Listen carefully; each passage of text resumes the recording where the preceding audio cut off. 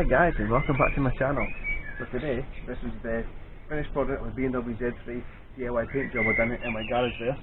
It's a 20-year-old car, so what I had loads of paint flaking off on the bonnet all over the place, which you'll see in the footage after this. Got a full paint job on the top and also done underneath as well, because it was all sort of rusting under the arches and stuff. So I thought I'd a full sand down there as well, and I've continued it with the orange theme, as you can see here, to go with the logo on the front, and also if you come around the side, I thought I'd continue this one. So I've also done it on the side and in the grills to match with the carpet paint.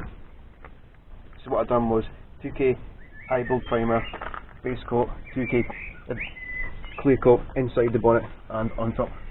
So you'll see the footage after this.